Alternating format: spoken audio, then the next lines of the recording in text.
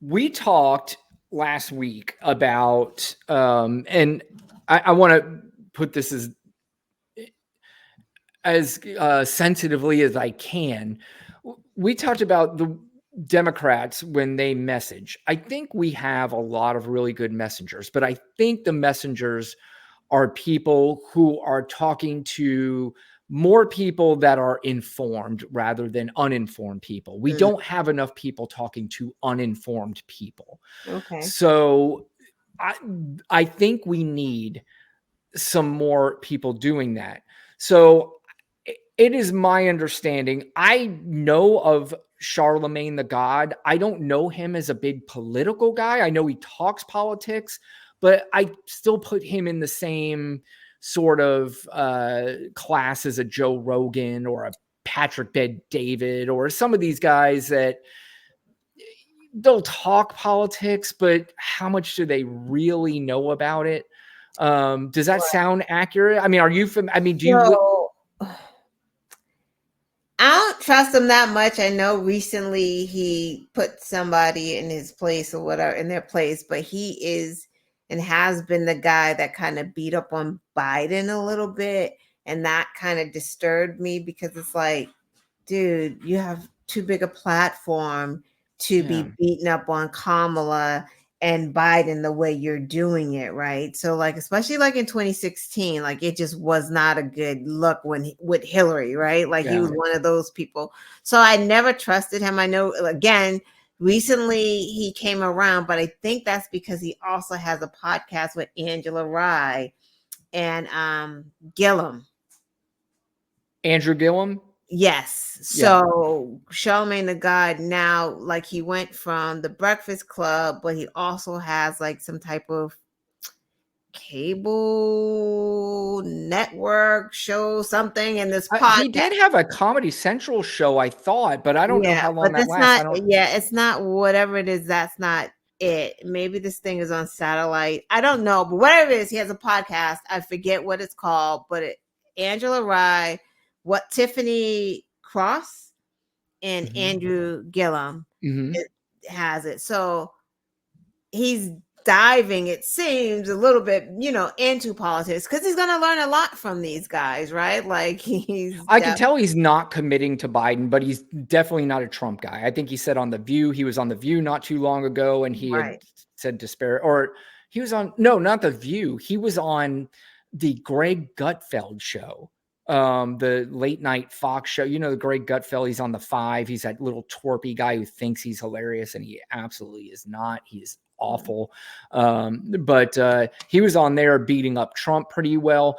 But I got a clip, and this one's from the Breakfast Club. And it's because I don't know Charlemagne as a big political guy. I'm assuming the Breakfast Club is not where people go to get their political news. I hope not. Yeah. But I think in this case, I hope so, because the governor of Pennsylvania, Josh Shapiro, was on there, and they were asking him, basically, it sounded like they were asking him to make the case on, who to vote for. And I'm glad they gave him this platform, but his answer was so good. And it's about 2 minutes and 45 seconds. So I'm going to let the whole thing play through, but it was I listened to the answer and I was like, yeah, I hope that more people can go on shows like Charlemagne or Joe Rogan or Patrick Bet-David or Gary Newsom to get on Charlemagne the God, because Charlemagne has a humongous audience. Yeah. There's absolutely no question about it. And that's why I said it's just like Joe Rogan too. I don't know Joe Rogan he'll talk politics, and people will get some of their political news from Joe Rogan. And that freaks me the fuck out. But he only knows surface stuff. He's not digging in. And plus he hates Joe Biden, so that doesn't help. And then when you have a bunch of younger people who are listening to him, and now they're hearing their hero talk about how much he hates Joe Biden, it leaves the impression that he likes Donald Trump, even though I don't get the impression that he does. But I don't think he would mind if Donald Trump won. Anyone hate Joe Biden? I don't know. I really don't. Just in general, what has he done to anyone. Even if you look at the goofy TikTok clips and stuff, you might unfairly make fun of him because some of these clips are doctored, some of them, but how do you not like him? You know, like how are you Or even if you angry? don't like him, how do you hate him? Right. You may not like the way he Yeah. talks, looks, but how do you hate him? Because Right.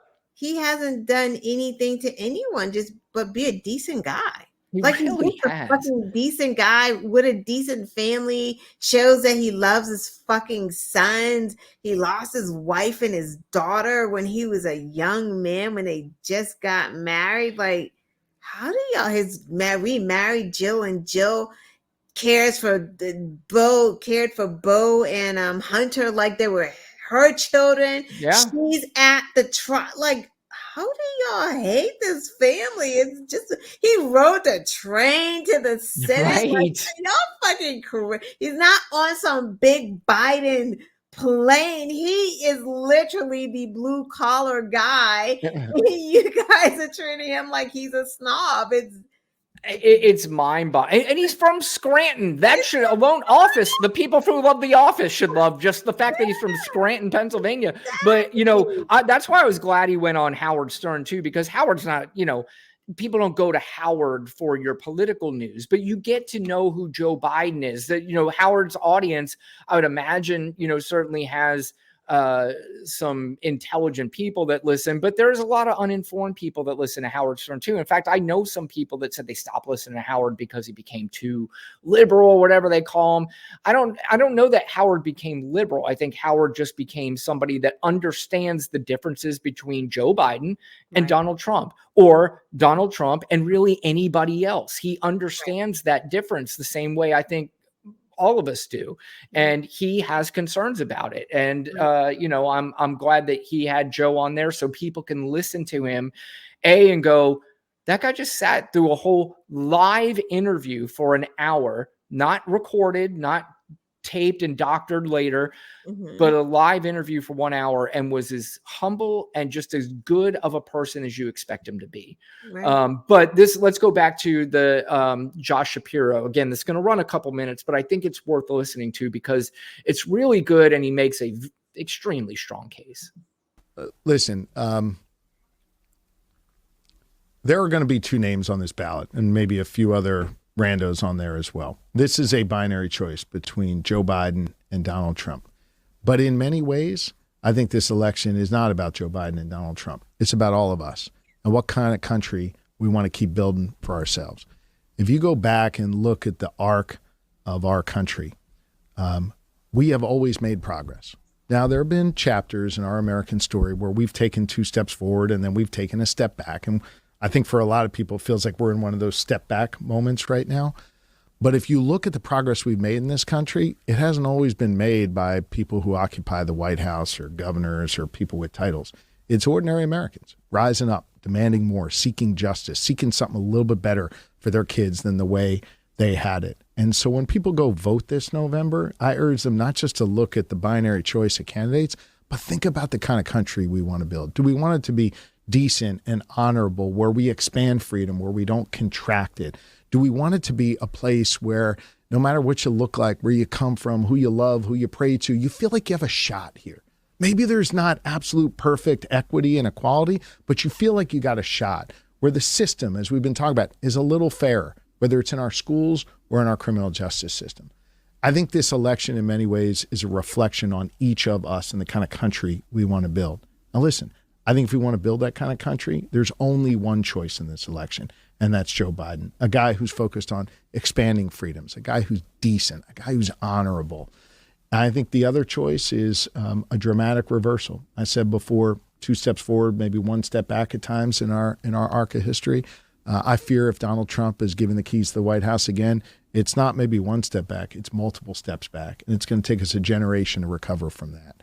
And so I think when you go to the polls this year, yeah, of course, I'm voting for Joe Biden. I'm endorsing Joe Biden. I hope you vote for Joe Biden. But I hope you think about yourself, and I hope you think about the arc of history and the way that it has gone, and your responsibility to continue the progress in this nation.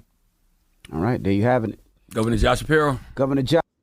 Lana, did you see it the way I saw it, or did you see it differently? No, I mean, that was perfect explanation. That was great. It's Yep. beautiful. I mean, Clear. Clear. I mean, it was about is because, you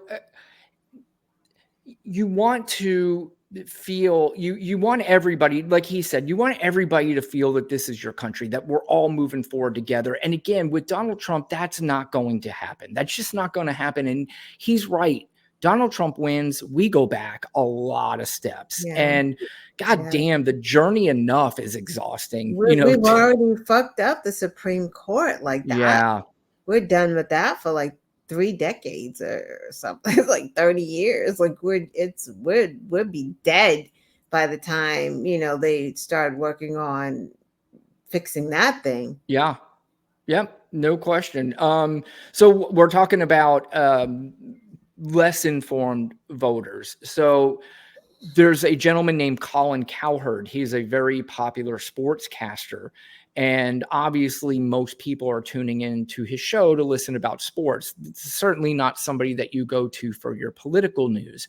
But he had a really interesting sort of monologue the other day. And I don't know if you saw this, but it was this was really good too. And he's, again, talking to people who you would have to assume that the entire audience isn't there for it. Political views. You got to assume that there are people there that are there for the sports, but they might still be interested in what's happening with this election. And it is also my understanding that at one point he was a Trump supporter. I'm almost positive that I read that, but if he wasn't, forgive me, because that's a horrible thing to say about a person. But and to get wrong about, but this was pretty interesting. And he had some things to say about Donald Trump and the society that we live in now. This about Trump before. He's trying to sell me an America that doesn't exist. Let's say I got busted for some really bad crime in court, a drug crime. Lana, this is something that you kind of brought up earlier too. And my wife did too, in a separate case. And then so did one of my kids, my manager, my agent, and my attorney. It would be reasonable to conclude that I'm shady and involved in a business that's not terribly legal. Well, Donald Trump is now a felon. His campaign chairman was a felon. So is his deputy campaign manager, his personal lawyer, his chief strategist, his national security advisor, his trade advisor, his foreign policy advisor, his campaign fixer, and his company CFO. They're all felons, judged by the company you keep. It's a cabal of convicts. So it's not that I'm not willing to vote for conservatives. I said I would have voted for Mitt Romney. Seemed like a decent family man. I liked the second Bush. George Bush Sr.'s son. I liked him. I thought he was a decent American, a decent human. I liked his wife, Laura Bush. I thought they were decent people. If everybody in your social circle is a felon, I don't think it's rigged. I don't think the world's against you. And to get people to agree on anything, 34 counts, 0 for 34. I mean, that's a batting slump even the New York Mets could be impressed with. All right, now wait a 0 minute. for 34. As a Mets fan, When you're constantly trying to sell me on an America that I don't see, I'm not saying inflation's not an issue, but I get on airplanes all the time, and it's not a bunch of rich people. I get on You've alluded to this too, Lana. planes. There's people in normal clothes. They don't look rich to me, and the planes are all full, and the hotels are all full, and the freeways are all full. That means people are going to work. You're trying to sell me on this story and this narrative that's just not true. Trump's entire game plan is the country is in a free fall.